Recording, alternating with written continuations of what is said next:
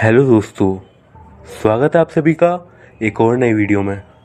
आज मैं आप सभी के लिए लेके आ गया हूँ एक बेहद ही अजीब और डरावनी घटना। एक ऐसी घटना जिसे सुन के आपके शरीर के रोंगटे खड़े हो जाएंगे। तो चलिए दोस्तों, शुरू करते हैं वीडियो। मेरा नाम देवारती है और मेरी उम्र 32 साल है। मेरा होम टाउन तो वैसे वेस्ट बंगाल में है, लेकिन पिछले 7 सालों से मैं दिल्ली में रह रही हूँ। मैं आपको अपने साथ घटी हुई 2 घटनाओं के बारे में बताना चाहती हूँ। मुझे ये तो नहीं पता कि आपको ये किस्से डरावने लगेंगे या फिर नहीं, लेकिन मैं आपको इस बात की श्योरिटी देती हूँ कि ये घटनाएं एकदम सच्ची हैं और मेरे साथ ही घटी हैं।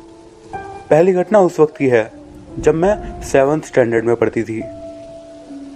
पहले मुझे जिन्न के बारे में नहीं पता था, लेकिन धीरे धीरे जब मुझे इन सब चीज़ों में रुचि होने लगी, तब से मुझे ऐसा लगता है कि इस घटना में मैंने जिसका सामना किया था वो एक जिन्न था। दरअसल उस टाइम पर मैं अपने मम्मी पापा के साथ अपनी नानी के घर जा रही थी।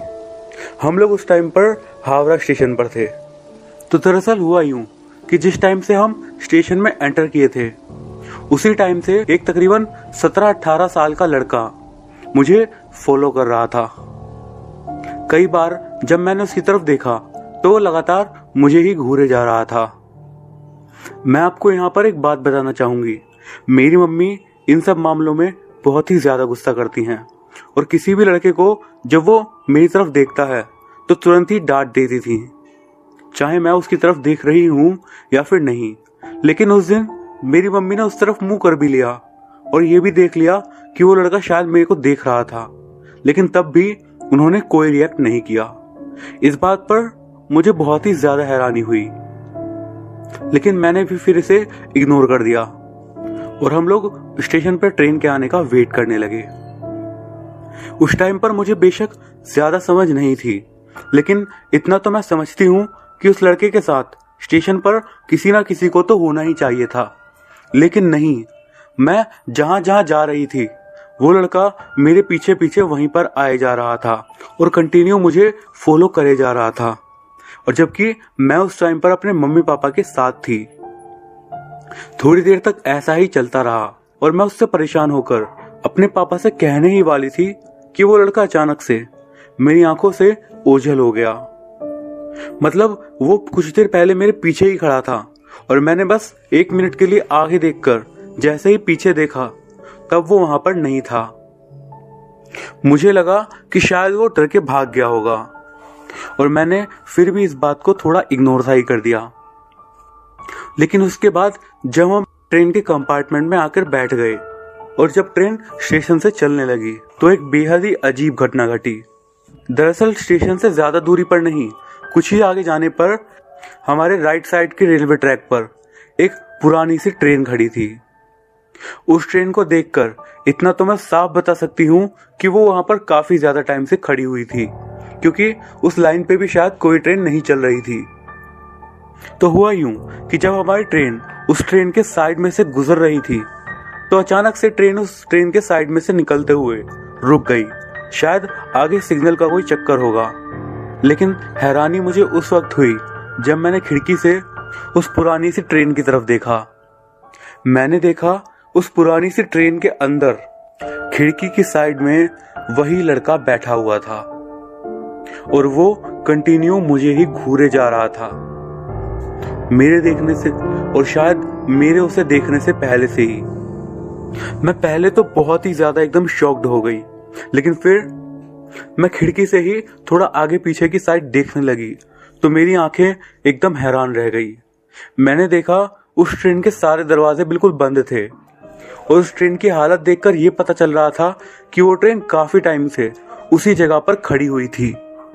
मुझे अब बहुत ही ज्यादा अजीब लगने लगा और मैंने इस बारे में अपनी मम्मी से कह दिया, लेकिन मम्मी का आंसर सुनकर मेरी हालत खराब हो गई और मैं सच में डर गई। पहले तो जब मैंने मम्मी को उस लड़के को दिखाना चाहा तब वो लड़का उस ट्रेन के अंदर था ही नहीं। लेकिन और ज्यादा हैरानी तब हुई जब मैंने मम्मी से कहा कि वो लड़का स्टेशन से हमारा पीछा कर रहा था और कई बार आपने उसकी तरफ देखा भी, लेकिन आपने कुछ भी नहीं कहा। पर मम्मी का कहना था कि उन्हें कोई भी लड़का दिखाई ही नहीं दिया। स्टेशन पे एंट्री से लेकर ट्रेन में बैठने तक उन्हें ऐसा कुछ भी दिखाई नहीं दिया, और ऐसा ही जवाब पापा का भी था। इस घटना के बहुत टाइम बाद मुझे किसी से ये पता चला कि शायद वो लड़का कोई जिन्न था, और उसने मुझे सिर्फ इसलिए छोड़ दिया क्योंकि मैंने उसकी तरफ ज़्यादा देर तक नहीं देखा, या फिर उसको कोई स्माइल या फिर ऐसा कोई और सिग्नल नहीं दिया जिससे वो मेरी तरफ को आए। मुझे ये भी पता चला कि ऐसे जिन्न अक्सर लड़कियों के पीछे पड़ जाते हैं, और आगे चलकर अगर ऐसा कुछ होता है तो बहुत ही ज़्यादा प्रॉब्लम हो जाती है। उस टाइम पर तो मुझे इस बारे में ज़्यादा पता नहीं था, लेकिन आज जब मैं इस बारे में सोचती हूँ तो बेहद ही ज़्यादा डर जाती हूँ। ये जो मैंने आपको बताई, ये मेरे साथ इस तरीके की घटी हुई पहली घटना थी। और अब जो मैं आपको दूसरी घटना बताने जा रही हूँ, ये मेरे साथ कुछ ही सालों पहले घटी थी।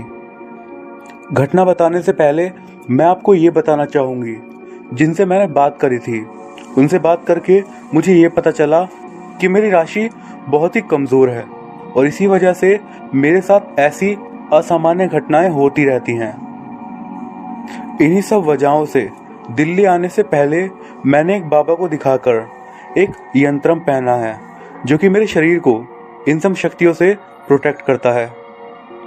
इसे आप एक ताबीज़ या फिर लॉकेट भी कह सकते हो, जो कि मैंने अपने गले में बांधा हुआ है। और सच में मेरे साथ ऐसा कुछ हो चुका है जिस वजह से मुझे लगता है कि अगर शायद ये ताबीज़ ना होता तो मेरे साथ काफ़ी बुरा हो सकता था। अब मैं आती हूँ घटना पर। जैसा कि मैंने आपको बताया कि मैं अभी दिल्ली में हूँ। शादी भी मैंने यहीं के लड़के से की थी। फिलहाल मैं अपने हस्बैंड के साथ ही दिल्ली में रहती हूँ। दिल्ली के बारे में एक बेहद ही अजीब बात है। अब मुझे ये तो नहीं पता ये सिर्फ एक मिथ है या फिर इसमें कुछ सच्चाई भी है, लेकिन ऐसा मैंने कई जगह पर सुना हुआ है कि दिल्ली में हर दूसरा या तीसरा मकान वास्तु दोष वाला होता है, जिसे आप आसान भाषा में भूतिया कह सकते हैं। खैर, ये दूसरा इंसिडेंट साल 2014 का है। तब मैं दिल्ली में नई आई थी और T3 एयरपोर्ट में प्रीमियम प्लाजा लॉन्ज में जॉब कर रही थी। प्रीमियम प्लाजा लॉन्ज के डोमेस्टिक वाले लॉन्ज में मैं वहाँ पर काम करती थी। एक्चुअली मेरी ज्वाइनिंग के टाइम पर वहाँ पर जो पहले से काम कर रहे थे उन लोगों ने मुझे बताया था कि वहाँ पर बेहद ही अजीब घटनाएं होती रहती हैं। मैं आपको इस जगह का थोड़ा आइडिया दे देती हूँ। जो हमारा मेन लॉन्ज है उसके पीछे की तरफ से एक पतला सा पैसेज होकर जाता है, जो कि स्टोर रूम में खुलता है। हमारा स्टोर रूम काफ़ी ज़्यादा बड़ा था, जहाँ पर टी लॉन्ज के लिए कॉफ़ी बीन्स, टी बैग्स और बिस्किट वगैरह रहते थे। वहाँ पर कुछ बेंच और टेबल भी थे स्टाफ के लोगों के बैठने के लिए। और स्टोर रूम के बिल्कुल लास्ट में एक थोड़ी सी जगह बनी हुई थी, जो कि करीब 2 इंसान के बराबर की जगह होगी। उसे हम सिक्योरिटी रूम कहते थे। उस सिक्योरिटी रूम में नाइट शिफ्ट के वक्त स्टाफ के लोग अक्सर आराम करने के लिए आ जाते थे। दरअसल वहाँ पर एक बेड टाइप की जगह को बनाया हुआ था, ताकि अगर किसी को रात के समय आराम की ज़रूरत महसूस हो तो वहाँ पर आ सके। दरअसल उस टाइम पर मेरी नाइट शिफ्ट चल रही थी। मेरे साथ ड्यूटी पर मेरे एक सीनियर हाउसकीपिंग स्टाफ थे और 2 शेफ थे जो कि किचन में काम कर रहे थे। तो नाइट शिफ्ट करने के दौरान रात के तकरीबन 3 बजे के आसपास मुझे बहुत ही ज़्यादा तेज़ नींद आने लगी और मैं अपने सीनियर को लॉन्च के वेलकम डेस्क पर बिठाकर पीछे सिक्योरिटी रूम में कुछ देर सोने के लिए चली गई। मैं आपको ये भी बताना चाहूँगी कि उस टाइम पर पूरे स्टोर रूम में या फिर आसपास कोई भी नहीं था, क्योंकि स्टोर रूम से लॉन्च और किचन दोनों ही काफ़ी दूर थे। खैर, मैं सीधा सोने के लिए स्टोर रूम पे जाकर उस कोने वाले बेड पे जाकर लेट गई और वहाँ पर आराम करने लगी। मैंने अपनी आंखें बंद कर ली थी और मुझे उस बेड पर लेटे हुए सिर्फ 2 या 3 मिनट ही हुए होंगे कि आंखें बंद किए हुए ही मुझे ऐसा लगा जैसे कोई मेरे मुंह के बिल्कुल पास आ गया हो और मैं किसी की सांसें अपने ऊपर महसूस कर पा रही थी। मैंने एकदम झटके के साथ अपनी आंखें खोली। लेकिन वहाँ पर कोई भी नहीं था। अब जब मैंने इस बारे में थोड़ा सोचना शुरू किया तो मुझे थोड़ा डर सा लगने लगा और मेरी हार्ट बीट थोड़ी तेज हो गई। मुझे इतना तो पता था कि मेरा शरीर बंद है। मैंने फिर भी इस बात को इग्नोर करने की कोशिश करी और आंख बंद करके फिर से सोने की कोशिश करने लगी। लेकिन मुश्किल से 2 मिनट ही हुए होंगे और मुझे एक बार फिर से कुछ ऐसा ही फील हुआ। मुझे किसी की जोर जोर से सांसें लेने की आवाजें आ रही थी और मैं ऐसा फील कर पा रही थी कि शायद वो जो कुछ भी था वो मेरे ठीक ऊपर की साइड था।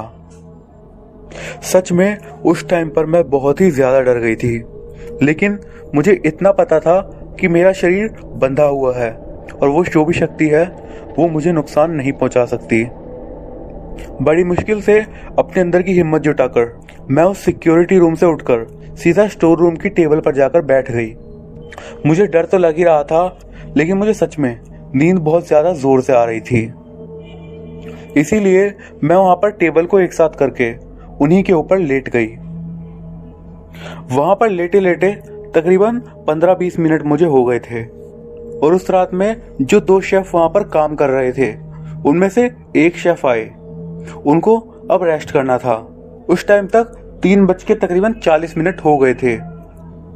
मैंने अपनी घड़ी में टाइम देखा और शेफ देखते ही देखते सिक्योरिटी रूम में रेस्ट करने के लिए चले गए और मैं वहां से उठकर लॉन्ज में वापस आ गई। सच बताऊं तो मैं उतनी ज्यादा डरी नहीं थी, लेकिन मेरे मन में कुछ खटक रहा था, शायद किसी अनहोनी का होना। और हुआ भी कुछ ऐसा ही। थोड़ी ही देर हुई होगी कि मुझे लॉन्ज के पीछे की तरफ से स्टाफ का शोर सुनाई दिया। मुझे आवाज सुनकर बहुत ज्यादा हैरानी सी हुई, क्योंकि नाइट शिफ्ट के टाइम पर डोमेस्टिक लॉन्ज लगभग खाली ही रहता है। मैं जब पीछे की साइड आई तो देखा कि स्टाफ मेंबर स्टोर रूम की तरफ भाग रहे थे और इसीलिए मैं भी वहां पर जल्दी से भागकर पहुंची। और जैसे ही मैं वहां पहुंची तो मैंने देखा वो शेफ जो कि कुछ देर पहले आराम करने के लिए सिक्योरिटी रूम में गए थे, वो अब स्टोर रूम के जमीन पर बेहोश पड़े हुए थे और स्टाफ के बाकी मेंबर उनके ऊपर पानी डाल रहे थे और उनको होश में लाने की कोशिश कर रहे थे। उस टाइम उनको होश नहीं आया और हम सब भी थोड़ा सा घबरा गए, लेकिन हमने फौरन एम्बुलेंस को बुलाया और उनको हॉस्पिटल लेकर गए। बाद में मुझे हाउसकीपिंग स्टाफ से पता चला उस दिन वो शेफ जो कि मेरे बाद वहां पर सोने गए थे, सिक्योरिटी रूम में उनको किसी ने बहुत ही जोर से थप्पड़ मारा था और वो थप्पड़ इतना जोर का था कि वो सिक्योरिटी रूम से सीधा स्टोर रूम में आकर गिरे और उसके बाद बेहोश भी हो गए। यहाँ डरावनी बात यह थी कि उस जगह पर उनके अलावा उस समय कोई भी नहीं था। इस घटना के तकरीबन 10-15 दिन तक तो वो शेफ एयरपोर्ट ही नहीं आए थे, क्योंकि उनकी तबीयत बहुत ही ज्यादा खराब थी। और इस घटना के बाद उस सिक्योरिटी रूम के बारे में और भी ज्यादा बातें बनाई जाने लगी और इसी वजह से उस सिक्योरिटी रूम को परमानेंटली लॉक कर दिया गया। उस लॉन्ज में मैंने तकरीबन अगले 1 साल तक जॉब करी और उसके बाद मैंने भी वो जॉब छोड़ दी। ये मेरे साथ घटी हुई 2 बिल्कुल सच्ची घटनाएं हैं और मुझे इतना पता है कि मेरी राशि इतनी कमजोर है कि अगर मेरा शरीर बंधा ना होता तो शायद मेरे साथ न जाने क्या क्या हो चुका होता। मेरे साथ जो घटनाएं घटी थी वो मैंने आपको बता दी। इन पे ट्रस्ट करना है या फिर नहीं, वो आपका डिसीजन है। दोस्तों, ये तो थी हमारी आज की पहली कहानी। अब बढ़ते हैं आज की अपनी दूसरी घटना की ओर। और ये घटना हमें जिन्होंने बताई है अपना नाम बताने से मना किया है। तो आइए अब सीधा घटना को उन्हीं के पॉइंट ऑफ व्यू से जानते हैं। ये जो घटना मैं आपको बताने जा रहा हूँ, मुझे एग्जैक्टली नहीं पता कि ये कोई पैरानॉर्मल इशू है या फिर नहीं, लेकिन ये घटना इतनी ज़्यादा दुखद थी और एक ही फैमिली के साथ ऐसा कुछ हो गया, ये सच में बहुत ही ज़्यादा डरावना था। किसी और के लिए नहीं, लेकिन मेरे लिए तो था ही। दरअसल जिस घर में हम अभी रहते हैं, ये घर दरअसल मेरे पापा ने साल 1970 के आसपास बनवाया था। दरअसल उस टाइम पर यह शहर का बाहरी एरिया था, लेकिन अब ये बिल्कुल शहर के बीचों बीच में ही है। और आपको मैं ये बता दूं कि हम लोग बेंगलोर शहर में रहते हैं। एरिया का नाम मैं आपको नहीं बता सकता। तो दरअसल मेरे पापा के साथ उसी जगह पर एक और आदमी थे जिन्होंने ज़मीन लेकर वहाँ पर घर बनवाया था। मैं आपको बताता हूँ कि हमारे घर के साइड वाला जो प्लॉट था वो खाली था, लेकिन उसके साइड वाला जो प्लॉट था वहाँ पर मेरे पापा के उन्हीं साथ काम करने वाले अंकल ने एक घर बनवाया था। दरअसल फाइनेंशियली उस टाइम पर वो इतने स्ट्रांग नहीं थे कि वो अकेले उस घर को बना पाते, इसीलिए उन्होंने उस घर को बनाने में अपने छोटे भाई का सपोर्ट लिया। जो मेरे पापा के दोस्त थे वो बड़े भाई थे, उनके छोटे भाई ने उनके साथ मिलकर वो घर वहाँ पर बनवाया था। मैं आपको उन अंकल का असली नाम तो नहीं बता सकता, लेकिन मान लेते हैं कि उनका नाम रमेश था और उनके छोटे भाई का नाम सुरेश था। तो रमेश अंकल और सुरेश अंकल दोनों ही शादीशुदा थे। रमेश अंकल की फैमिली में एक वाइफ और उनके 5 बच्चे थे, जिनमें उनका एक सबसे बड़ा बेटा था जो कि मेरा अच्छा खासा दोस्त था। उसके अलावा उनके 3 बेटे और थे और उनकी एक बेटी भी थी जो सुरेश अंकल थे। उनकी फैमिली में उनकी सिर्फ वाइफ और उनकी एक बेटी थी जिसका नाम रीमा मान लेते हैं। उम्र में रीमा मेरे से लगभग 2 साल छोटी होगी। उस घर में उन दोनों की फैमिली के अलावा रमेश और सुरेश अंकल की मम्मी भी रहती थी, जिनकी एज तकरीबन 70-75 साल के आसपास की थी। वहाँ पर हमारे घर से थोड़ी ही दूरी पर एक कुआं भी था। इसके बारे में मैं आपको क्यों बता रहा हूँ ये आपको आगे पता लगेगा। जब हमारे घर का गृह प्रवेश था उस टाइम पर हमने रमेश अंकल और सुरेश अंकल को भी हमारे घर में आने के लिए इनवाइट किया था, लेकिन जिस दिन वो फंक्शन था उस दिन उनकी फैमिली से वहाँ पर कोई भी नहीं आया था। लेकिन बाद में हमें पता चला कि जो उनमें से छोटे वाले भाई थे यानी कि सुरेश, उनकी पत्नी की 3 दिन पहले ही डेथ हो गई थी, जिस वजह से वो लोग काफ़ी ज़्यादा दुखी थे और इसीलिए वो वहाँ पर नहीं आ सके थे। लेकिन सबसे ज़्यादा हैरानी की बात थी कि उनकी वाइफ एकदम हेल्थी थी और डॉक्टर भी उनके मरने की वजह को एग्जैक्ट क्लियरली नहीं बता सके। उनकी एज ज़्यादा नहीं 30 के आसपास ही रही होगी। इस घटना को कुछ ही महीने बीते होंगे कि रमेश अंकल का पूरा परिवार बच्चों को छोड़कर किसी फंक्शन में बाहर गए हुए थे। अब क्योंकि उनके बच्चे अकेले थे, जिनमें मेरा दोस्त और रीमा और उनके बाकी के भाई बहन भी थे, तो उन्होंने मुझे अपने घर पे उस रात सोने के लिए बुला लिया। खेलते खेलते रीमा ने हमसे कहा कि मुझे कुछ अलग खेलना है, और ऐसा कहकर उसने फर्श पर चौक से एक बड़ा सा क्रॉस बना दिया और उसके दोनों साइड यस और नो लिख दिया। इस बारे में मुझे काफ़ी ज़्यादा बाद में पता चला कि वो एक ओइजा बोर्ड बनाने की कोशिश कर रही थी। अब ये उस समय की बात है जब इन सब चीज़ों के बारे में किसी को भी नहीं पता था या फिर बहुत ही कम लोगों को पता था। उस टाइम पर रीमा की एज ज़्यादा थी भी नहीं और ये देखकर हम बहुत ही ज़्यादा हैरान थे कि उसे ऐसी चीज़ों के बारे में क्यों पता है। लेकिन जब उसने बताया कि इसकी मदद से हम आत्माओं को बुला सकते हैं, तो मुझे और उसके भाई को भी बहुत ज़्यादा इंटरेस्ट आया। उसके बाद उसने कहा कि वो अपनी मरी हुई मम्मी से बात करना चाहती है। ऐसा ही कहकर वो ouija बोर्ड को यूज़ करने लगी। मुझे इतना तो याद नहीं कि उसने क्या क्या सवाल पूछे, लेकिन तकरीबन 15 मिनट तक हम ऐसे ही उस खेल को खेलते रहे। उसके बाद अचानक से रीमा उठी और उसने उस चौक को मिटा दिया और कहा कि ठीक है, अब मेरा मन नहीं है। दरअसल ये घटना कुछ ज़्यादा खास थी नहीं, लेकिन ये घटना मुझे कई सालों बाद एक बार फिर से याद आई। इसका रीज़न भी आपको पता चलेगा। उस रात वाली घटना के बाद तकरीबन कुछ ही महीनों बाद जो रीमा की बुआ थी, यानी कि रमेश और सुरेश अंकल की बहन, जो कि शादीशुदा थी, उनकी अचानक से किसी कारण से डेथ हो गई। पता चला कि वो काफ़ी टाइम से खाना खाने से मना कर दे रही थी और पतली होती जा रही थी और कमज़ोरी के कारण ही उनकी मौत भी हुई। तकरीबन 8-9 महीने के अंदर ही उनकी फैमिली में ये दूसरी डेथ थी। और इसके तुरंत बाद ही उन लोगों को एक और झटका लगा। अपनी बेटी के मरने की न्यूज़ सुनकर रमेश और सुरेश अंकल की मम्मी, उनकी भी मौत हो गई। अब क्योंकि उनकी एज 70-75 से ज़्यादा थी, तो सभी लोगों को लगा कि वो अपनी बेटी के जाने का दुख झेल नहीं पाई और इसीलिए उनकी मौत हो गई। उनका परिवार बहुत ही ज़्यादा दुख में था। कुछ ही समय में उनके परिवार के 3 सदस्यों की मौत हो चुकी थी, लेकिन उन्हें क्या पता था कि उनके साथ आगे क्या होने जा रहा है। उनकी मम्मी के मरने के तकरीबन 1 साल बाद जो सुरेश अंकल थे, यानी कि रीमा के पापा, उनकी हार्ट अटैक के कारण मौत हो गई। उस समय हार्ट अटैक आना बहुत ही रेयर माना जाता था, क्योंकि उनकी एज ज़्यादा नहीं, तकरीबन 35 साल के आसपास ही होगी।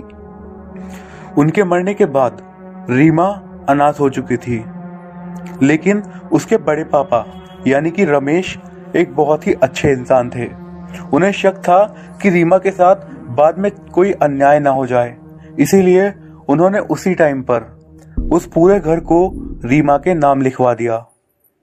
ये जो लगातार मौतें हो रही थी, ये तकरीबन 1.5 साल के अंदर ही हो चुकी थी। उनके परिवार में 2 साल के अंदर अंदर ये चौथी मौत थी, लेकिन ये सिलसिला अब भी नहीं थमा। अगले ही साल रीमा के जो फूफा जी थे, उनकी भी अचानक से मौत हो गई और उनकी मौत का तो कोई वैलिड कारण हमें पता भी नहीं है। सभी लोग बहुत ही ज़्यादा परेशान थे कि आखिर उनके परिवार में ये हो क्या रहा है। आसपास के सभी लोग हैरान थे और यही मान रहे थे कि कुछ तो गड़बड़ है, लेकिन इससे पहले किसी को समझ आता, टाइम बीतते जा रहा था और इस घटना के तकरीबन 2 साल बाद रमेश अंकल की भी हार्ट अटैक से मौत हो गई। उनकी उम्र तकरीबन 45 साल के आसपास थी। उनके परिवार में 5 साल के समय में ये छठी मौत थी।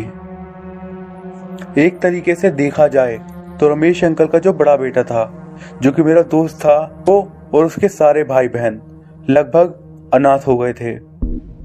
बस उनके पास उनकी एक माँ ही बची थी। बस रमेश अंकल की वाइफ यानी उसकी माँ ही उसके पास बची थी और उसके भाई बहन थे। उसके पापा की मौत के समय वो कॉलेज की पढ़ाई कर रहा था, लेकिन पापा के यूं चले जाने के बाद उसने अपने कंधे पर जिम्मेदारियां उठा ली और नौकरी करने लगा। वो अपनी चाचा की बेटी रीमा का भी बहुत ही ज्यादा ध्यान रखता था, लेकिन 1 साल बाद ही एक और दुखद घटना घट गई और मेरा वो जो दोस्त था जिसका नाम रवि था, उसके सबसे छोटे भाई की मौत हो गई। उसकी उम्र बस 8 साल ही होगी। दरअसल उसे हॉस्पिटल ले जाया ही जा रहा था, लेकिन रास्ते में ही उसकी मौत हो गई। इस घटना के भी 1 साल बाद इस परिवार की आखिरी और सबसे ज्यादा रहस्यमयी मौत हुई। रवि का एक और छोटा भाई, जो कि तकरीबन उस टाइम पर 14 साल का था, वो अचानक से लापता हो गया। उसको सभी लोगों ने बहुत ढूंढा, यहाँ तक कि मैंने भी। हम लोग दिन भर उसको ढूंढते रहे, लेकिन वो हमें नहीं मिला। लेकिन अगले दिन सुबह सुबह जो रवि ने देखा, उसका दर्द केवल वही जानता है। अगले दिन जब वो एक बार फिर से अपने भाई को ढूंढने जा रहा था, तो जब वो कुएं के साइड में जा रहा था, तो उसे कुछ अजीब सी महक आई और जब उसने उस कुएं में देखा तो उसकी आंखें खुली की खुली रह गई। कुएं के अंदर उसके उस भाई की लाश पड़ी हुई थी, जो कि शायद पिछले 24 घंटे से भी ज्यादा समय से वहां पर थी। उसकी लाश ऊपर तैर रही थी। 10 साल के भीतर ही ये उनके परिवार में 8वीं मौत थी। अब इन सब घटनाओं में जैसे जैसे समय बीत रहा था, रीमा का बर्ताव बहुत ही ज्यादा खराब हो गया था और वो बहुत ही ज्यादा गुस्सैल टाइप की हो गई थी और अपने परिवार के बचे हुए बाकी सभी मेंबर्स से वो मानो नफरत ही करती थी। उस समय उसकी एज ज्यादा थी भी नहीं, लेकिन उसकी एक क्लासमेट फ्रेंड के भाई के साथ अफेयर चल रहा था, जिससे वो शादी करना चाहती थी। जब ये बात रवि को पता चली तो रवि और रीमा का झगड़ा हो गया और इसका नतीजा ये निकला कि रीमा ने रवि से कह दिया कि तुम मेरे घर को छोड़कर चले जाओ, क्योंकि कोर्ट के पेपर्स के मुताबिक वो घर अब रीमा का था। रवि एक बहुत ही नेक लड़का था और उसने उसका कोई भी जवाब नहीं दिया और वो अपनी मम्मी और अपने छोटे भाइयों को लेकर उस घर से चला गया और दूसरी जगह पर किराए के रूम्स लेकर रहने लगा। रवि के साथ जो कुछ भी हुआ, रवि बहुत ही मुश्किल परिस्थितियों से उभरा और इस पूरे टाइम पर मैंने उसे देखा है। लेकिन इस घटना के बाद रीमा ने अपने उस बॉयफ्रेंड से शादी कर ली और उसी घर में रहने लगी। लेकिन सबसे ज्यादा हैरानी की बात थी कि जब रीमा और उसका पति उस घर में रहने के लिए आए तो उनके साथ वहां पर कोई भी अजीब घटना नहीं घटी। जब रवि भी अब अपने छोटे से परिवार को लेकर दूसरी जगह पर चला गया तो उसकी फैमिली में भी कोई भी इस तरीके की अजीब डेथ नहीं हुई। ये पूरी घटना मैंने आपको बता दी है। आपको क्या लगता है कि क्या ये कोई पैरानॉर्मल केस था?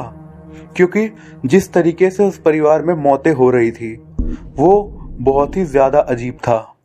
इसी वजह से जब रीमा ने एक बार बचपन में वो ओइजा बोर्ड वाला एक्सपेरिमेंट किया था, वो मुझे अचानक से याद आ गया था।